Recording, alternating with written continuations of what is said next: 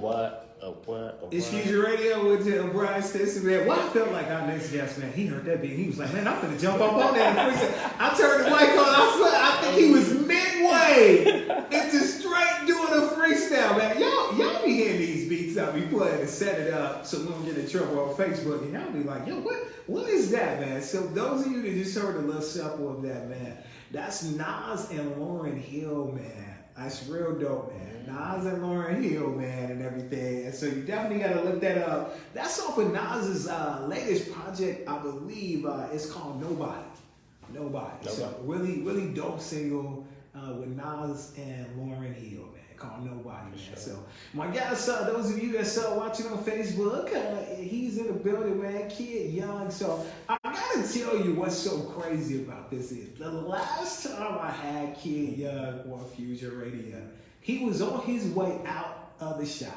Now I'm gonna make up something just so he can combat this. He said, you know what? I'm sick and tired of these damn winters here. I don't want to know what a damn shovel is. I'm sick and tired of this wind chill. And he said, I'm going to a warmer place. A place where I don't have to know what a shovel is. That part, yeah. That's what he said. That's what he said last time. I'm just playing. Like I plead the fifth.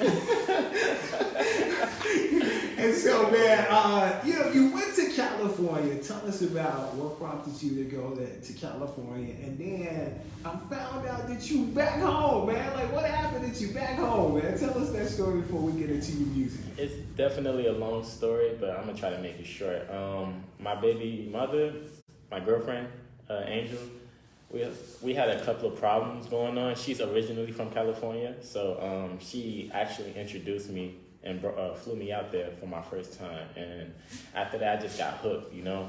And push came to shove. We had our first child with each other, and she flew back out to California, and I decided to move out there with her and, you know, start my journey because I always wanted to be like living in some part of California. I didn't know which part, but I just know I wanted to be out there, you know.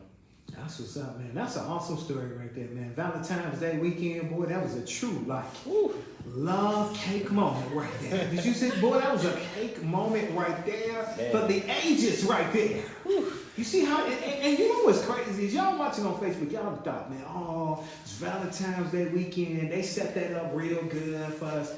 Low key, we ain't even talking about that. He just brought that out in the interview. That part, yeah. It's crazy because Valentine's Day is around the corner, but nobody just like giving it its props. And it's funny because we were just talking about earlier, like how everything is happening this month. Literally, we got Valentine's Day, we got the Super Bowl, we got Black History Month. It's just so much just coming through this specific month by itself. You know, it's crazy. Yeah, All-Star Weekend.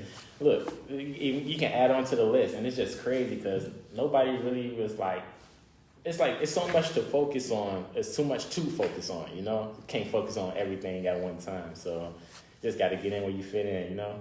No doubt. It's Fusion Radio, Brian Stinson, YTS Keys, and our guest man, Kid Young. I love how I looked over at my brother, YTS, and he was like, when I was just making up reasons why you left the shop, he just had this look on his face like, he is a fool.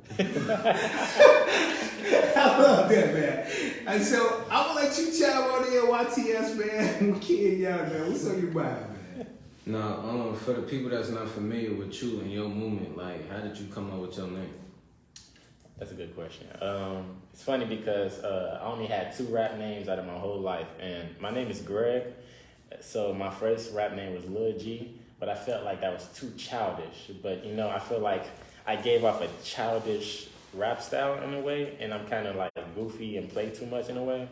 So after Lil G, I decided I was like young kid because I started off rapping when I was 13, so I was a young kid. You feel me? But then I was like, that's too basic, you know? So I was just like, let me flip it around. And Kid Young was born, and that's how that happened.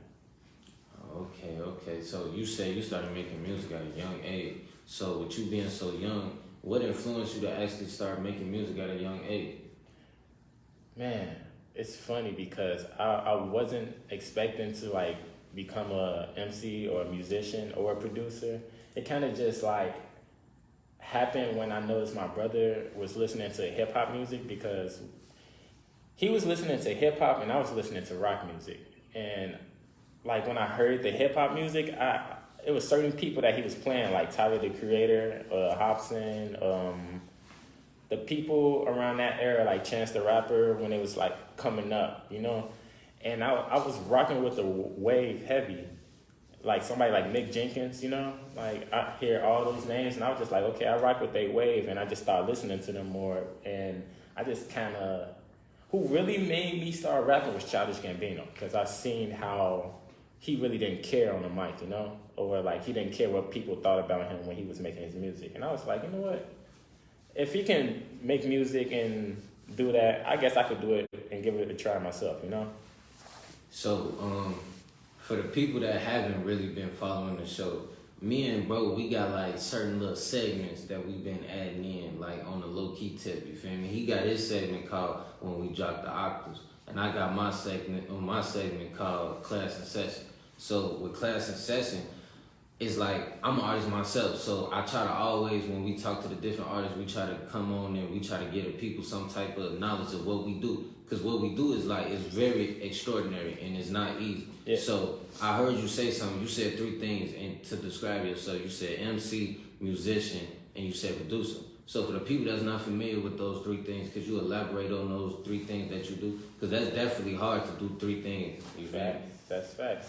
So like I said, MC is basically a rapper. Like you spit on the mic, you spit bars almost as if like, not even singing, but just like, you know that you have your bars and coming through with your lyrics, you know, on composing in some type of way. Yeah.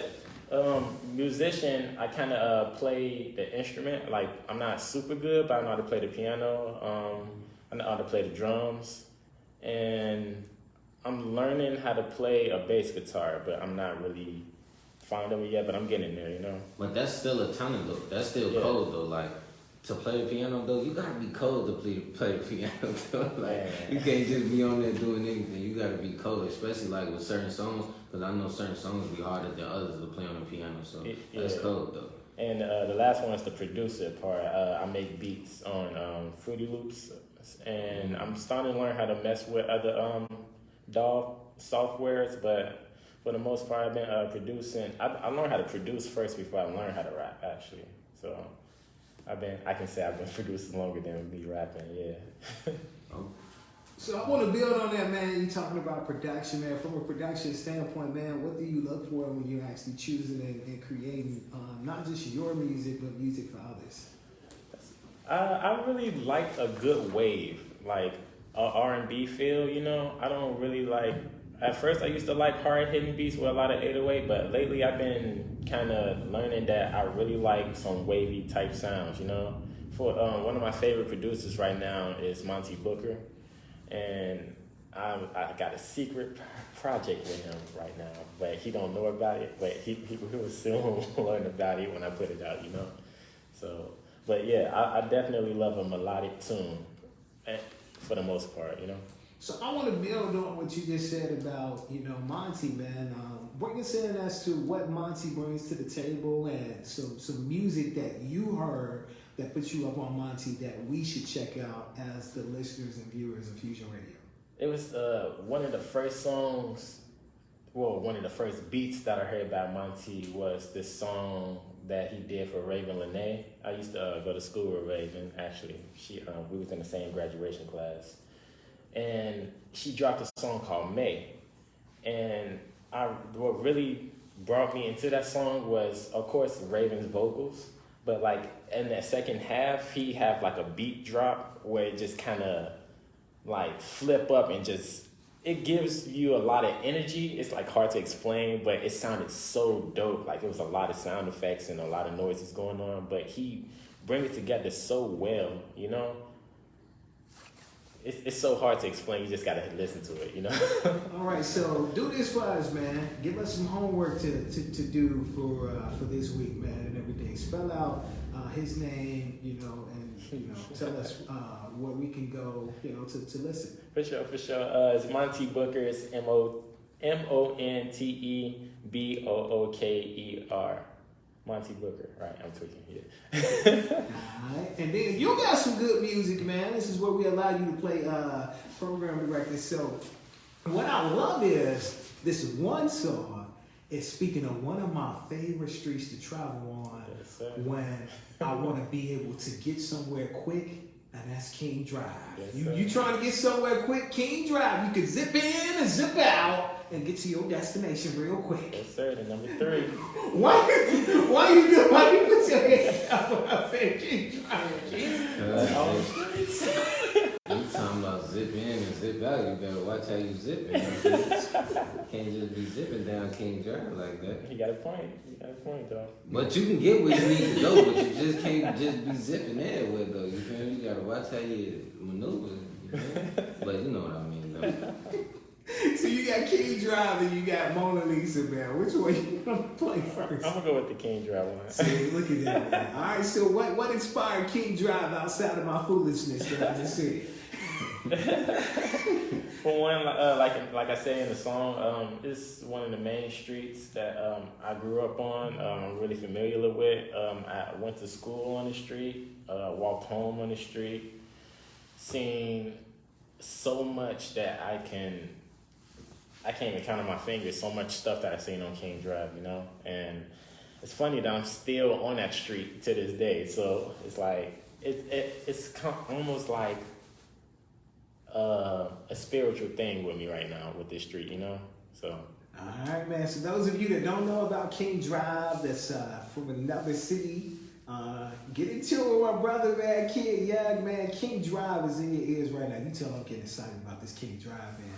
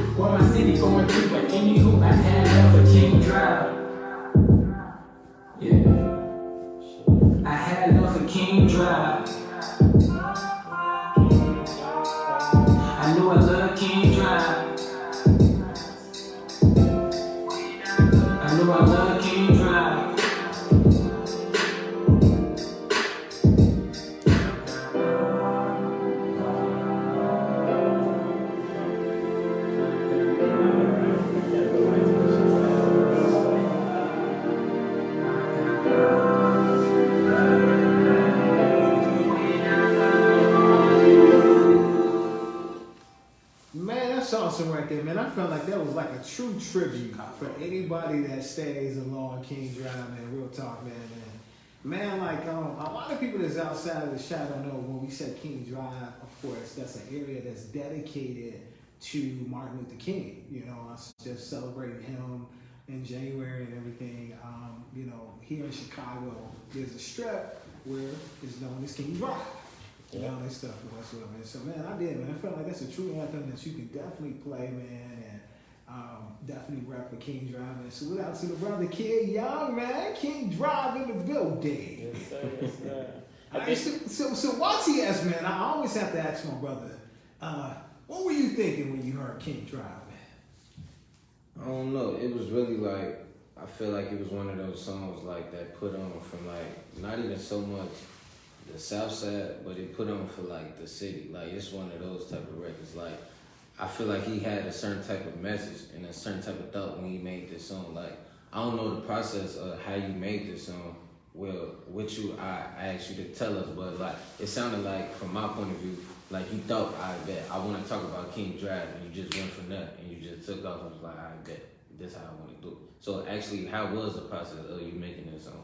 So I made the beat to start off with. So when I was making the beat, I was like, I wanted the chords to kind of hit, like I wanted people to feel it, you know, like, okay, like this not just one of those Chicago songs that, you know, our city's kind of known for like the drill scene and whatnot. So for one, I wanted to start off with like, okay, let's get into the soft side of Chicago, you know, and let people think about like what we really be going through, because like you said, going through certain parts of King Drive is crazy. Yeah, so crazy.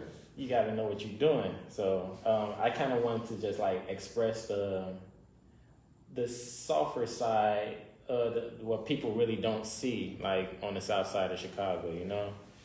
So when I was writing it, I didn't want to necessarily just talk about King Drive, but I want to talk about my experience, my story of what I went through on King Drive. Like in this song, I said 7-1, moving dirty, block never quit. Like I stayed on 71st and King Drive. So around that area, it used to be so much gang activity going on, and I used to rock my brother kicks because like that. I used to walk up and down the King Drive with my brother's clothes and whatnot. So I just thought about it like, okay, let me throw it in here because it relates to King Drive, but it's not necessarily about that street. It's just my story, you know. Well, definitely, like, but in some type of way, it's about that street though, because like what people fail to realize, we might come from a certain area, but us as people, we make that certain area. Without us, it wouldn't be that certain type of area. You feel me? That's true. So it's like the things that we go through and the things that we like experience in these areas. You feel me? That just makes us and it makes the area at the same time. So it go hand in foot. Definitely.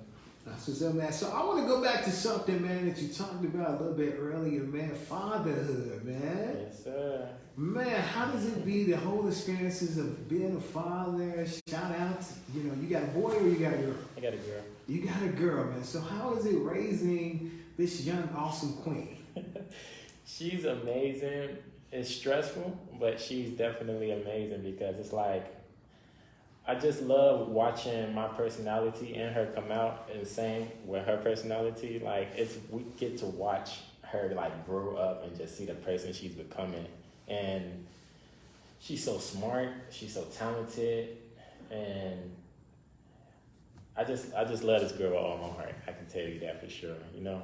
But when I say it's stressful, she can be a bug at times because, you know, like we gotta always like be there always for your child no matter what. If they call you, if they need you, you just gotta check up on them, you know? So how old is she? She's 2 now. 2. Yeah, she turned 3 in May. So, you know there's a saying about the terrible twos. Yeah. Is that true? Is y'all going through with the terrible twos?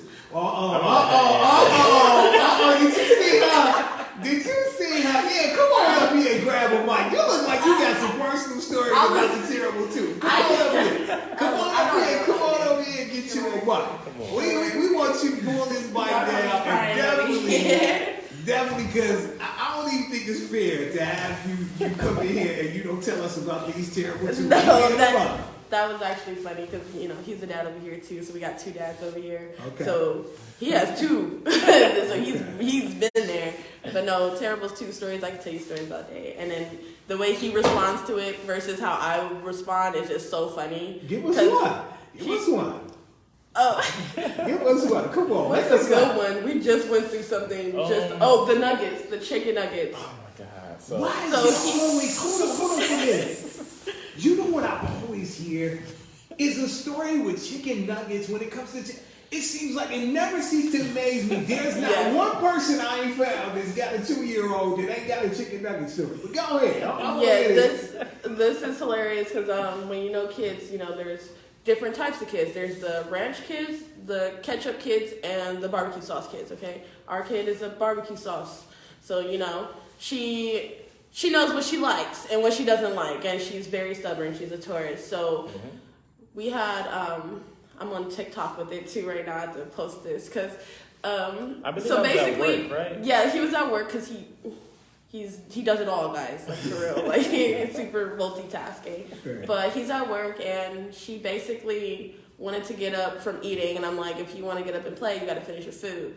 It goes quiet for a minute, and now if you're a mom, you know when it goes quiet for too long, there's something going on. You're too quiet. So I go in there, I'm like, hey, what you doing? She's sitting at her table, tray cleared, and I'm like, there ain't no way, boy. So she's like, what do you mean? And I'm like, what do you mean what I mean? Where's your food? And she's like, I don't know. And then she does like a sigh, and I look and I'm like, something's not right here. Like, where's your food? Did you get up and throw it away? Next thing I know, she's pulling out tenders from her pocket. And From her sweater she pocket. pulls out one. I'm like, okay. There was a full plate. The plate is gone. She starts pulling them out, 2, 3, barbecue sauce still on the fries, the nuggets, the tenders, and all that. And I'm just like, she's still going. I kid you guys not. It's a 4-minute video of her pulling out chicken nuggets and fries I got one more quick story for from you. her butt. Yeah. So I was recording him because we record at my house necessarily. So my daughter, she runs in the studio just screaming to the top of her lungs, trying to say something into the mic because she knows that we recording, and she likes to play in the studio with me whenever I record. So I be trying not to kick her out too fast, but when business is happening, I was like, I gotta kind of get her out the way, So I don't want to show that I'm neglecting her, but she do be trying to force her way in the studio, it's my time to shine. I'm about to spit on the mic. Woo, woo, woo, woo. She has a song with him too, y'all. She's serious about it. See, I knew you guys was gonna give us some good stories. I know the people that's listening and the people that's on live is like, man, those that have kids, man, I always hear that too. When they turn 2 years old, watch out. Watch out, you got definitely some stories, and I hear people, the words that you used is a little bit of stress. Yeah, I hear a lot of people like, man, I can't wait till they turn 3, 4, get past 2. Yeah, just past 2. That's all. I don't even care after that because you can talk, you can tell me what you need, and we can communicate that. But this 2, whew, it's like you just, whew, yeah. Okay, so before we get up out of here and stuff like that, and we listen to your song, Mona Lisa, talk to me about just to keep going on as far as your daughter. Talk to me how having her is pushing you and motivating you to go a little bit harder as far as your music and all the other endeavors you have going on. Definitely. What's the call? I feel like whatever I do, she will want to do it at the end of the day, So I feel like if I'm lazy, she's going to want to be lazy. I feel like if I'm working, she's going to want to work, So I just feel like as much as what I'm doing, I want her to see what I'm doing so she can kind of have an understanding of that's what she should be doing in the future. And I'm not saying that I want her to do something specifically. I just know that with all the things that I'm doing and plus my girl's doing, she's watching us no matter what. So she's going to be inspired with whatever we're doing necessarily. So I want to keep doing positive things in the world so she can do the same for her future peers and whatnot, Okay, so before we get into your single Mona Lisa and stuff like that, for the people that's out there, could you give us your social medias and stuff like that and where we can find your music? Of course, you can find me on Google at KIDYUNG and all the other social medias platforms out there. Also Spotify, iTunes, and I would say YouTube. It's KIDYUNG, Kid Young. Young without the O. I gotta say that because a lot of people do that. Most definitely. So, Mona Lisa. Now, we all know Mona Lisa for the famous painting and stuff like that, but I feel like it's that was a play on words, because in my head, it'd be on some you trying to paint a certain type of picture with your song, and it's a certain type of message that you trying to give out. So for the people, could you explain to us what that process was trying to make that song, and like what you was trying to give out when you was trying to make this hit? So what I noticed, I made this song when I realized that me and my shorty was going through a lot. Not even together, but just like from outside parties and whatnot. So, and what I be trying to tell her, I be like, not like that, but you just need to smile in people's faces and just keep moving on with your day, you know? Like, it can be a fake smile, it can be a real smile, but as long, because Mona Lisa, they don't know if she's smiling or smirking or just like have a straight face. That's what they always say, but you can clearly see like her attitude is not like 100% happy, you know? So I was like, that's how I be feeling half of the time. I don't be happy half of the time, but I'm gonna just smile in their face, you know? Mona Lisa status. So that's what Brother man, we appreciate you so much, man. Thank you again for you guys sharing that story about the terrible twos, man.